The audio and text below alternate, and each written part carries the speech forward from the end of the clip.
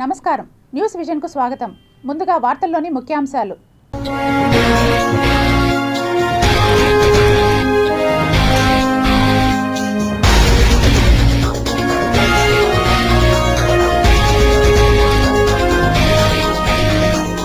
మంటల్లో ఇరాన్, రంగంలోకి ట్రంప్, పశ్చిమాసియాలో యుద్ధ మేఘాలు. శబరిమలలో మకర జ్యోతి దర్శనంపై ఉత్కంఠ. తేదీ, సమయం ఫిక్స్ చేసిన ట్రావెన్కోర్ దేవస్థానం. అంతర్జాతీయ మార్షల్ ఆర్ట్స్ వేదికపై పవన్ కళ్యాణ్ సంచలనం. కెన్జుట్సులో అరుదైన ప్రపంచ గుర్తింపు. షిరిడీలో మంత్రి లోకేష్ దంపతులు ఉదయం బాబా దర్శనం, కాకడ హారతికి హాజరు.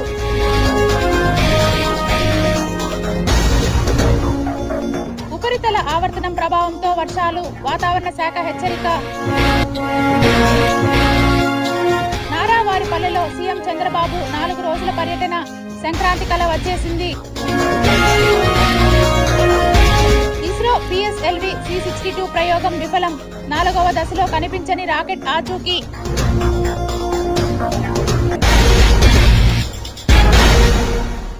చంద్రగిరి నియోజకవర్గంలోని ముఖ్యమంత్రి నారా చంద్రబాబు నాయుడు స్వగ్రామం నారావారిపల్లి సంక్రాంతికి సిద్ధమైంది. ఈ సంక్రాంతి పండుగకు కూడా ముఖ్యమంత్రి నారా చంద్రబాబు స్వగ్రామమైన నారావారిపల్లికి చేరుకున్నారు.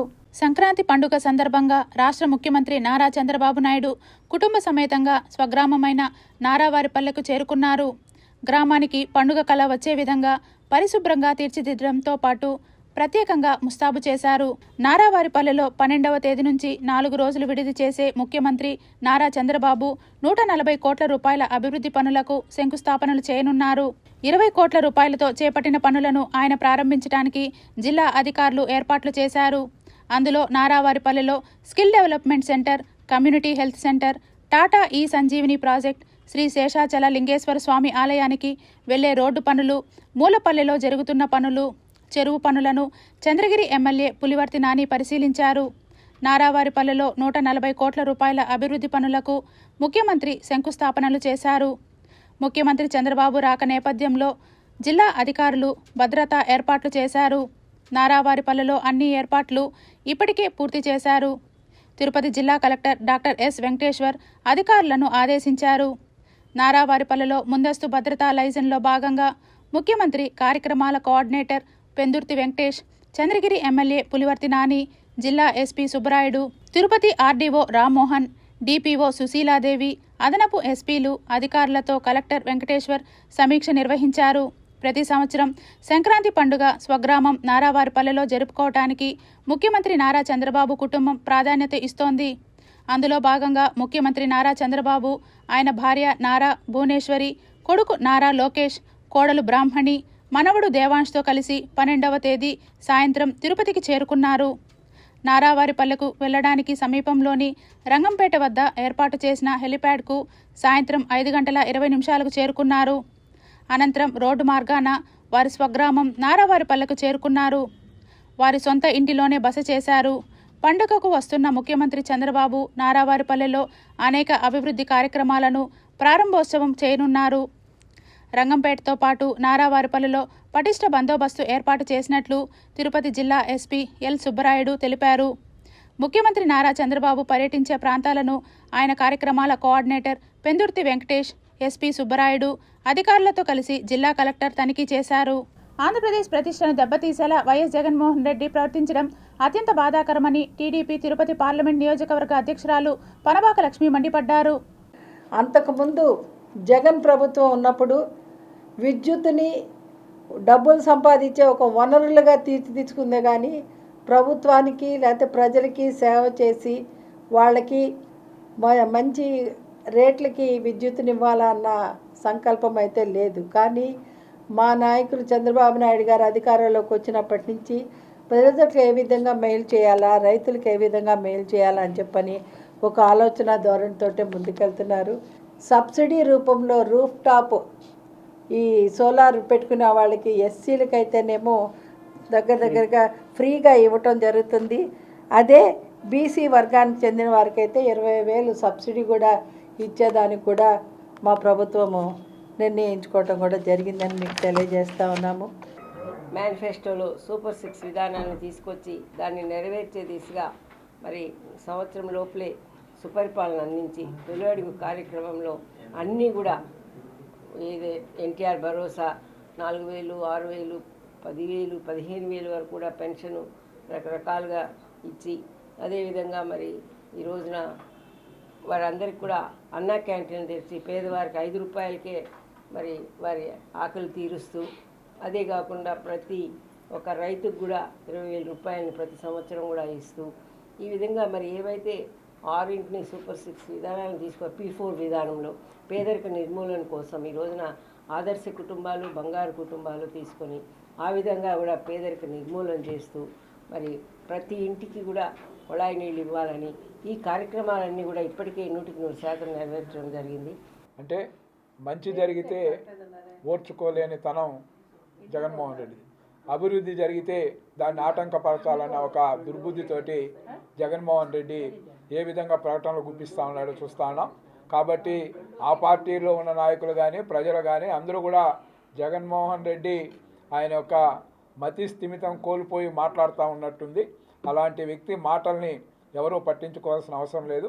అలాంటి వ్యక్తి చేసే ఈ చేష్టలకు సంబంధించి ఖచ్చితంగా కూడా ఎన్డీఏ కూటమి గత 5 సంవత్సరాల కనపల్లా నదీ పరివాహక ప్రాంతంలో రాజధాని కడతామని ఆ రోజు చెప్పాలి ఆయన. అంటే 5 సంవత్సరాలు కుంభకర్ణుడి మారిగా నిద్రపోయి ప్రజాధనాన్ని లూటీ చేసేదే ధ్యేయంగా పనిచేసిన ముఖ్యమంత్రి ఆనాడు పనిచేశారు జగన్మోహన్ రెడ్డి. గ్రామీణ స్థాయి నుండి క్రీడలను పెంపొందించడమే రాష్ట్ర ప్రభుత్వ ప్రధాన ధ్యేయమని శాప్ చైర్మన్ అనిమిని రవినాయుడు పేర్కొన్నారు.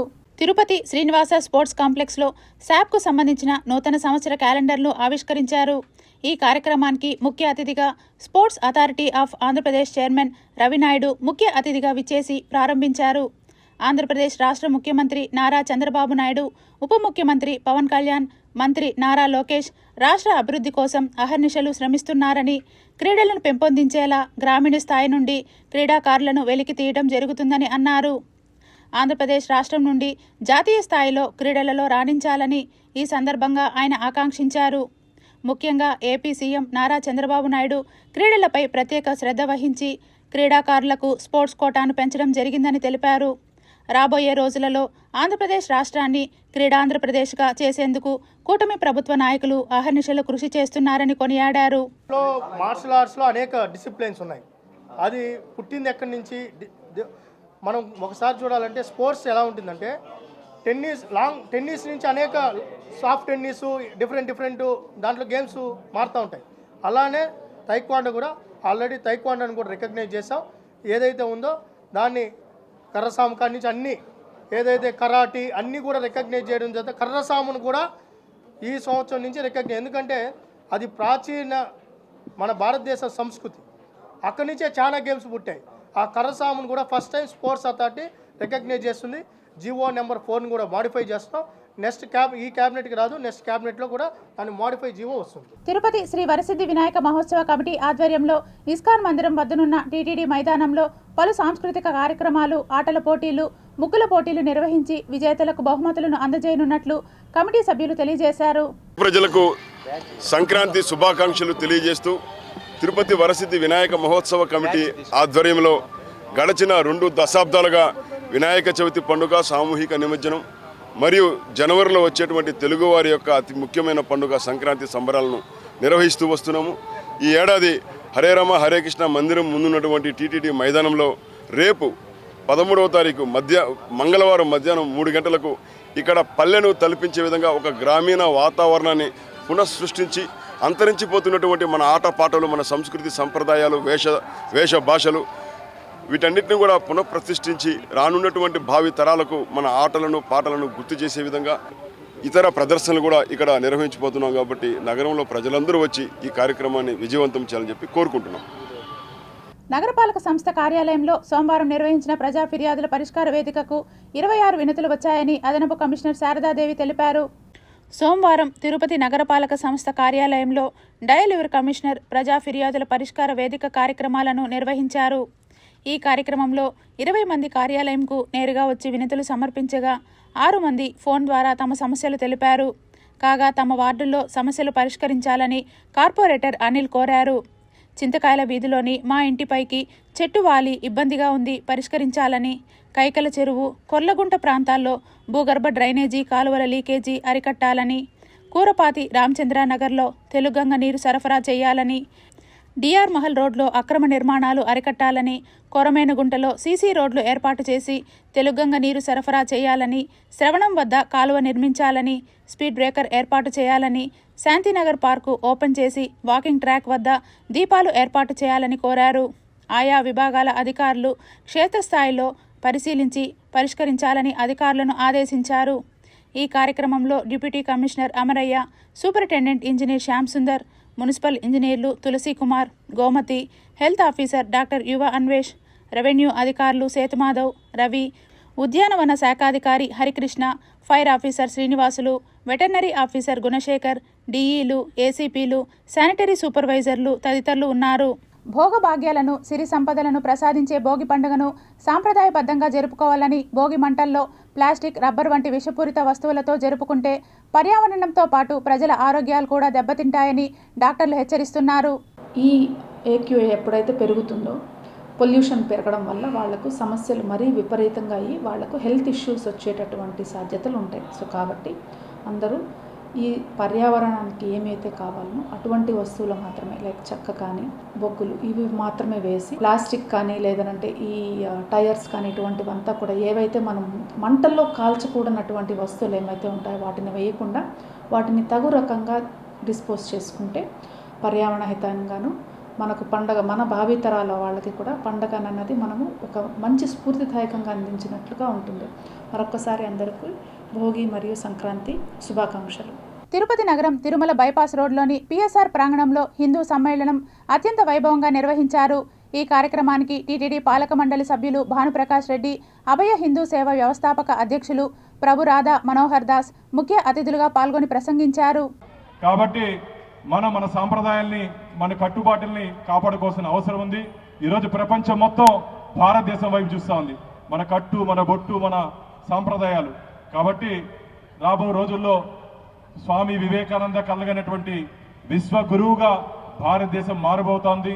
దానికి అందరూ మీరు సంకల్పం తీసుకోవాలి.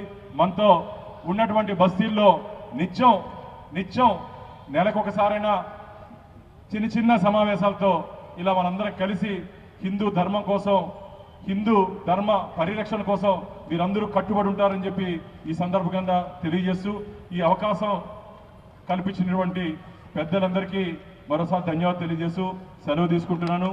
జై హింద్, జై భారత్. ఈ 100 సంవత్సరాల్లో మనం 1,00,000 గ్రామాలకు వెళ్ళాం. కానీ మనం ఇంకా 5 లక్షల గ్రామాలకు వెళ్ళాలి. అంటే మన కార్యం చాలా పెద్దది. ఇంత ప్రయత్నం మనం చేస్తూ ఉంటే ఒక వీడియోలో ఒకడు అన్నాడు, in every house, in every country, every state, every village hour religion will enter అని చెప్పాడు. అదేదో మీకు తెలుసు. ఎవరో ఇందాక యూట్యూబ్లో మెసేజ్ పెట్టారు, గురూజీ అయోధ్యలో పంది దూరింది, దాని గురించి మాట్లాడండి అని. మీకు అర్థమై ఉంటుంది. పందిని తినరు కానీ పందిని ఆదర్శంగా తీసుకొని కంటూ ఉంటారు. పందిని తినరు కానీ పందిలా కంటూ ఉంటారు. ఈ నెల 18న ఖమ్మంలో జరగనున్న సిపిఐ శత జయంతి ముగింపు ఉత్సవాల సభను విజయవంతం చేయాలని పిలుపునిస్తూ తిరుపతిలోని సిపిఐ కార్యకర్తలు, నాయకులు అంబేద్కర్ విగ్రహం నుండి స్కూటర్ ర్యాలీ నిర్వహించారు. భారతదేశ వ్యాప్తంగా ఉన్నటువంటి 5 లక్షల మంది ఖమ్మంలో బహిరంగ సభను 18వ తేదీ నిర్వహిస్తూ ఉన్నాం. ఈ బహిరంగ సభకు సంబంధించి జిల్లా వ్యాప్తంగా, రాష్ట్ర వ్యాప్తంగా ఈరోజు స్కూటర్ ర్యాలీలు నిర్వహిస్తూ ఉన్నారు. ఈ 100 సంవత్సరాల్లో భారత కమ్యూనిస్ట్ పార్టీ అనేకమైనటువంటి పోరాటాలు నిర్వహించింది. స్వతంత్రం పోరాటం కోసం అనేకమైనటువంటి ప్రాణాలు త్యాగాలు చేసి స్వతంత్ర పోరాటం కోసం పోరాటం చేసింది. అదేవిధంగా తెలంగాణ సాయుధ పోరాటంలో భూమి కోసం, భుక్తి కోసం అనేకమైనటువంటి పోరాటం చేసింది. ఈ దేశంలో రైతాంగానికి ఉచితంగా భూములు పంచింది, వ్యవసాయ కార్మికులకు భూములు పంచింది, కార్మిక చట్టాల కోసం అనేకమైనటువంటి ప్రాణ త్యాగాలు చేసి 48 కార్మిక చట్టాలని ఈవేళ సాధించుకున్నటువంటి ఘనత భారత కమ్యూనిస్ట్ పార్టీ. తిరుమల శ్రీవారిని పలువురు ప్రముఖులు దర్శించుకుని మొక్కులు చెల్లించుకున్నారు. సోమవారం ఉదయం నైవేద్య విరామ సమయంలో మోహన్ బాబు ఫ్యామిలీ, మోహన్ బాబు సతీమణి విష్ణు, సతీమణి, విష్ణు పిల్లలు, హీరోయిన్ డింపుల్ హయాతి, రచయిత చంద్రబోస్, టేబుల్ టెన్నిస్ ప్లేయర్ నైనా జైస్వాల్, తమిళ్ హీరో అరుణ్ విజయ్ స్వామివారిని వేరువేరుగా కుటుంబ సభ్యులతో కలిసి దర్శించుకుని మొక్కులు చెల్లించుకున్నారు. అనంతరం ఆలయ రంగనాయకుల మండపంలో వేద పండితులు వేద ఆశీర్వచనం చేయగా ఆలయ అధికారులు స్వామివారి తీర్థప్రసాదాలు అందజేశారు. దర్శనానంతరం ఆలయ వెలుపల వారు భక్తులతో సెల్ఫీలు దిగారు.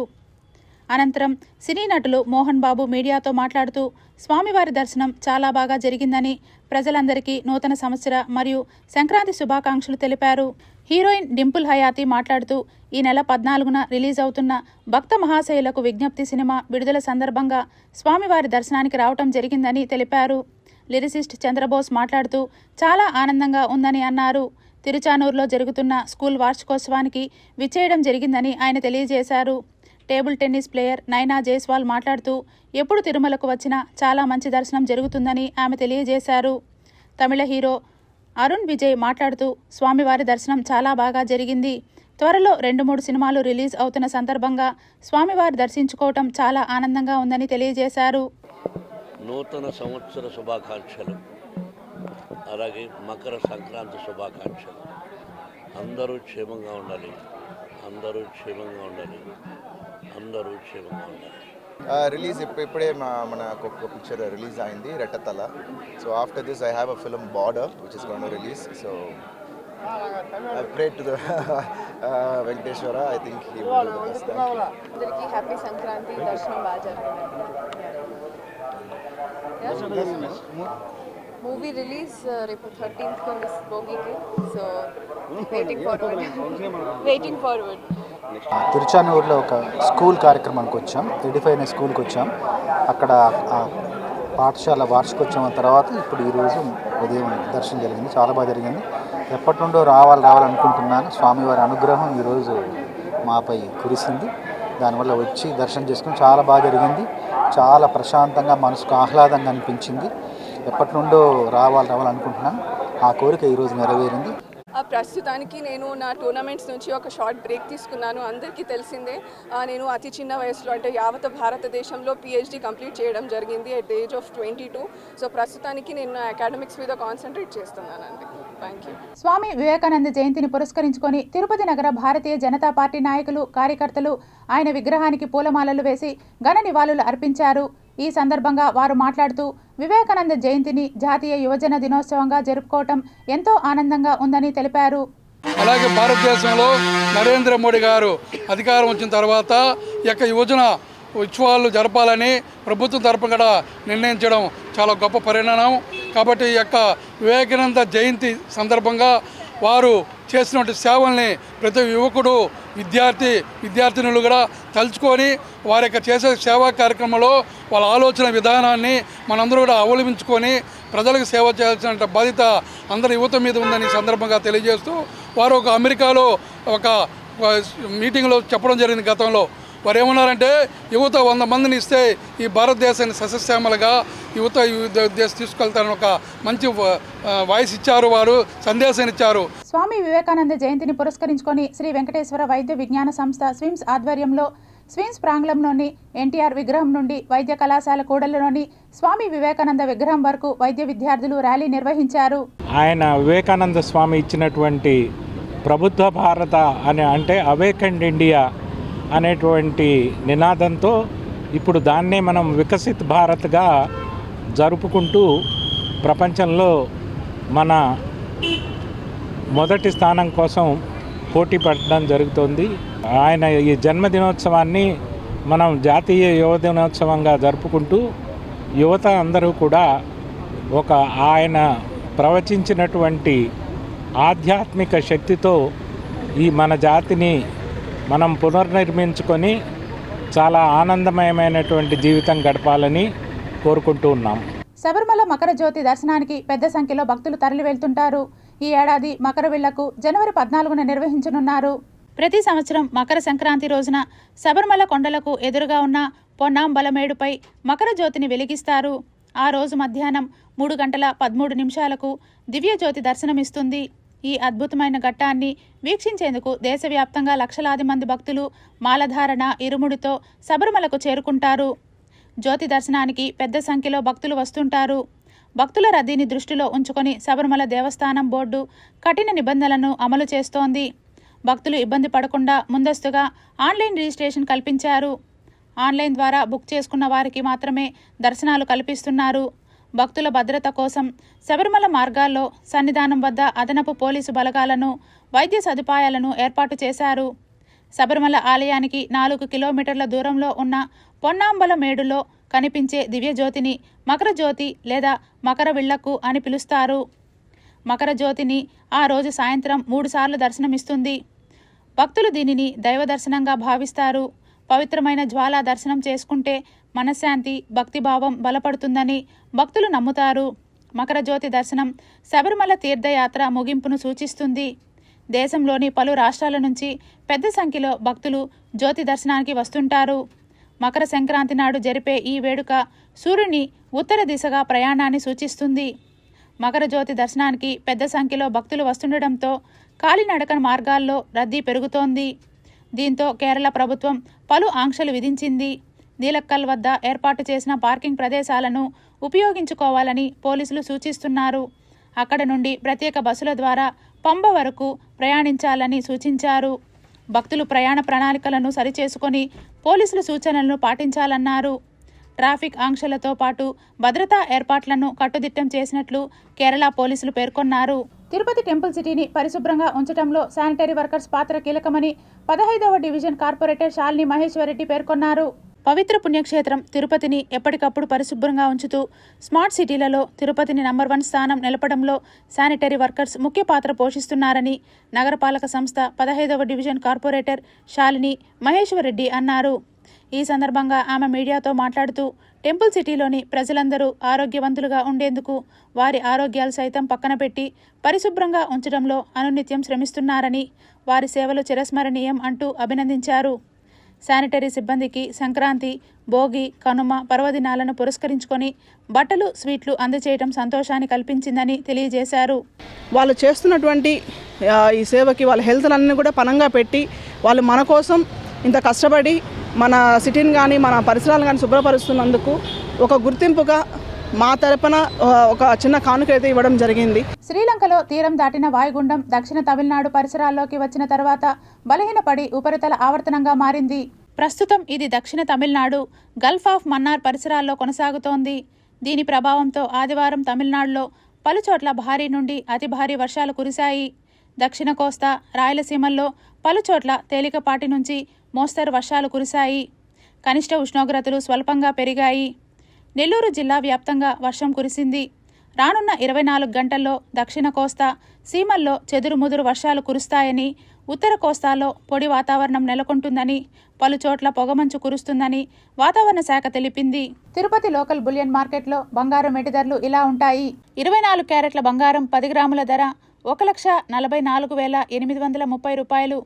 22 క్యారెట్ల బంగారం 1 గ్రాము ధర 13,066 రూపాయలు. వెండి 1 కేజీ ధర 2,68,700 రూపాయలు.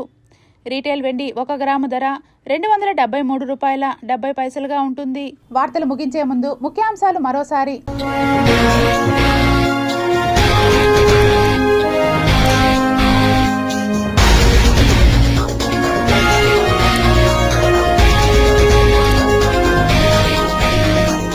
మంటల్లో ఇరాన్, రంగంలోకి ట్రంప్, పశ్చిమాసియాలో యుద్ధ మేఘాలు. శబరిమలలో మకర జ్యోతి దర్శనంపై ఉత్కంఠ, తేదీ సమయం ఫిక్స్ చేసిన ట్రావెన్కోర్ దేవస్థానం. అంతర్జాతీయ మార్షల్ ఆర్ట్స్ వేదికపై పవన్ కళ్యాణ్ సంచలనం, కెన్జుట్సులో అరుదైన ప్రపంచ గుర్తింపు. షిరిడీలో మంత్రి లోకేష్ దంపతులు ఉదయం బాబా దర్శనం, కాకడ హారతికి హాజరు.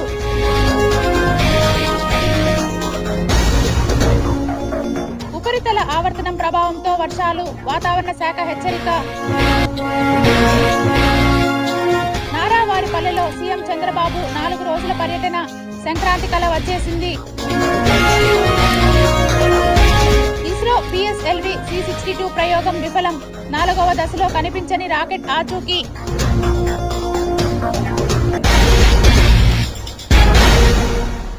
ఈ వార్తలు ఇంతటితో సమాప్తం. సమగ్ర సమాచారంతో న్యూస్ విజన్లో మళ్ళీ కలుద్దాం. అంతవరకు సెలవు. నమస్కారం.